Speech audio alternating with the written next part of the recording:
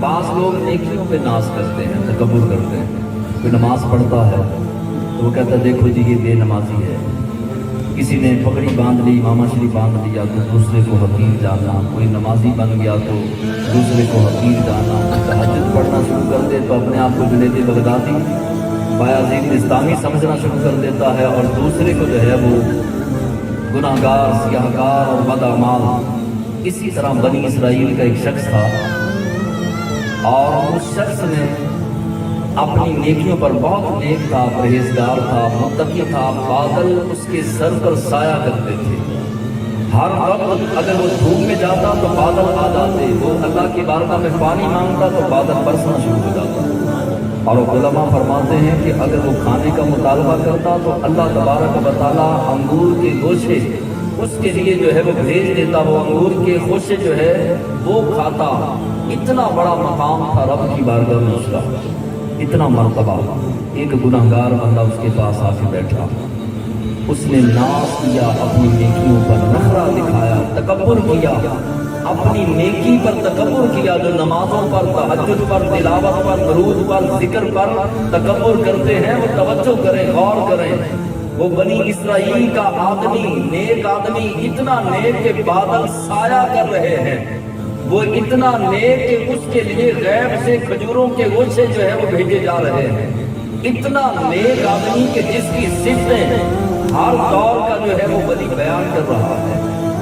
اس نے جب دیکھا کہ میرے ساتھ ایک گنہگار آ کر کے بیٹھ گیا ہے تو کہا کہ تکبر کیا، کہنے لگا تو کہاں میں کہاں، تو شرابی آدمی، بد کردار آدمی، بے نمازی آدمی، ذکر اللہ سے دور، اور میں عبادت و ریاضت و تقوی و پرہیزگاری والا، اٹھ یہاں سے اور چلا جا۔ گنہگار وہ تھا، وہ توبہ کے ارادے سے آیا تھا کہ چلو کسی نیک کے پاس بیٹھیں گے، ہو سکتا ہے رب میرے گناہوں کو معاف کر دے۔ کسی اللہ والے کے پاس بیٹھیں گے، ہو سکتا ہے میری بخشش کا سامان بن جائے۔ کسی بخشے ہوئے کے پاس بیٹھیں گے، ہو سکتا ہے بخشش کا جو ہے وہ سلسلہ ہو جائے۔ وہ اس نیت سے آیا تھا، اس کی آنکھوں میں آنسو آئے، زاروں کتاب رونے لگا، آسمانوں کی طرف دیکھنے لگا، کہا مولا تیرے بندے مجھے قبول نہیں کر رہے تو تو کیوں کر اور کیسے قبول کرے گا۔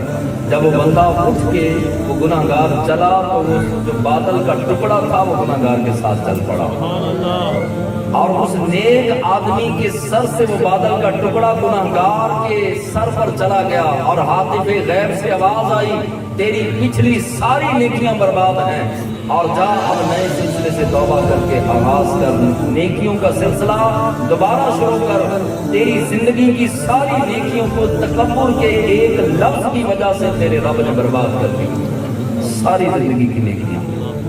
آخری بات، سر اور پاؤں کی تکرار ہوئی، سر اور پاؤں کی تکرار ہوئی۔ سر کہنے لگا کہ میں سب سے اونچا ہوں، اور سر پاؤں سے کلام کر کے بات کر کے کہنے لگا کہ میں اونچا بھی ہوں، پگڑی بھی میرے سر سے آتی ہے، تاج بھی میرے اوپر آتا ہے، اور اونچائی میں پورے جسم سے سب سے زیادہ میں اونچا ہوں۔ تو پاؤں کہنے لگے کہ اتنا ناز نہ کر، اتنے نخرے نہ دکھا، جب جوتے پڑتے ہیں تو سر ہی پہ پڑتے ہیں۔ یہ پاؤں کہنے لگے سر کو، کہا کہ جب اللہ ذلیل کر دے، ذلت آ جائے تو جوتے بھی سر پہ پڑتے ہیں۔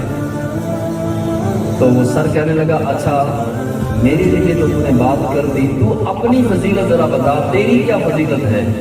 تو کہا کہ میں نے عاجزی اختیار کی، میں جھک گیا، میں سب سے نیچے درجے میں ہوں۔ اللہ کو میری عاجزی اتنی پسند آئی، انکساری اتنی پسند آئی، میرا جھکنا اتنا پسند آیا کہ جب انسان کو اللہ عزت دیتا ہے تو پگڑیاں لوگ قدموں میں رکھ دیتے ہیں، اور جب اللہ رتبہ اور مرتبہ اور مقام دیتا ہے تو لوگ آ کر پاؤں پکڑ لیتے ہیں، اور آ کر کے جو ہے وہ اپنے سر قدموں میں رکھ دیتے ہیں۔ اگر اللہ عزت دے تو جب یہ بات سب نے سنی تو سب نے کہا کہ نازا تو بھی نہ ہو، نازا میں بھی نہیں ہوتا، جس نے تکبر کیا اللہ اس کو رسوا کر دیتا ہے، ذلیل کر دیتا ہے۔ دنیا کے اندر بھی ذلت ہے، قبر و آخرت کے اندر بھی ذلت ہے۔ اگر کوئی نمازی ہے، پرہیزگار ہے، تقوی والا ہے، تو کبھی بھی اپنے اوپر ناز نہ کرے۔ کوئی طاقت مل جائے ناز نہ کرے، عہدہ مل جائے ناز نہ کرے، کوئی بھی دنیا کے اندر نعمت مل جائے، گاڑی ہے، گھر ہے، کوئی بھی نعمت ملے اس پر نخرہ نہ کرے۔ اگر بڑا بول دیا تو خالق کائنات اسی بول کی وجہ سے دنیا اور آخرت میں رسوا کر دے گا۔ جس کے سینے کے اندر رائی کے دانے کے برابر بھی تکبر ہوا، وہ جنت میں جانا تو درکنار کے بعد حضرت تقی الدین سبکی رحمۃ اللہ تعالی علیہ فرماتے ہیں اس کو جنت کی خوشبو بھی نہیں آئے گی، اور جنت کی خوشبو جنت سے دور 500 سال کی مسافت سے جنت کی خوشبو آئے گی، یعنی کہ اللہ 500 سال کی مسافت کے قریب بھی اس بندے کو نہیں کرے گا جنت کے، جس بندے کے دل کے اندر تکبر ہوگا، غرور ہوگا۔ اگر زندگی میں کبھی بڑے بول دیے، ہم بولتے نہیں، ہم تو اتنے بڑے لفظ بول دیتے ہیں کہ بندہ کھڑا ہو تو ہم کہتے ہیں تجھے کھڑے کھڑے خرید لیں، تو جانتا نہیں مجھے میں کون ہوں، میرے ساتھ بات کرنے کی تمہیں تمیز نہیں، اور تجھے اب پتہ چلے گا کہ تم نے کس کو ہاتھ ڈالا ہے۔ اس طرح کے لفظ جو ہے وہ ہم بولتے ہیں، یہ تو حضور کے چہرہ نور کا صدقہ ہے، ہم پر عذاب نہیں کر رہا، وگرنہ اتنے بڑے بول، اتنی بڑی باتیں اللہ رسوا کرے گا دنیا اور آخرت میں اس بندے کو جس کے سینے کے اندر غرور ہوا، تکبر ہوا۔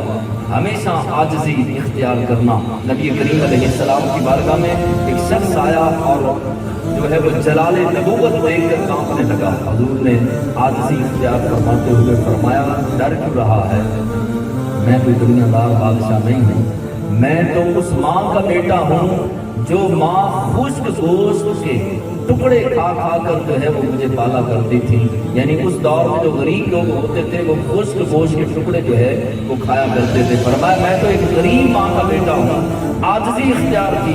خالق کائنات نے کتنا بلند مرتبہ و مقام اور عظمت و شان کے مینار حضور کو عطا فرمائے، عاجزی اختیار کی ہمارے لیے، تاکہ میرے امتی، میرے غلام کبھی تکبر کی راہوں پہ نہ چلیں، عاجزی اختیار کریں۔ اللہ کے لیے جو عاجزی اختیار کرتا ہے، بایزید بستامی فرماتے ہیں اللہ اس کو عزتیں عطا فرماتا ہے۔ اللہ کے لیے جو جھکتا ہے، اللہ کے لیے عاجزی اختیار کرتا ہے، اللہ اس کو بلندی دیتا ہے، اور جو بلند ہونا چاہتا ہے اللہ اس کو پست کر دیتا ہے، رسوا کر دیتا ہے، ذلیل کر دیتا ہے۔ اللہ میرے ٹوٹے لفظوں کو اپنی بارگاہ میں قبول فرمائے، مجھے بھی آپ کو بھی اللہ تکبر جیسی لعنت سے ہمیشہ محفوظ رکھے۔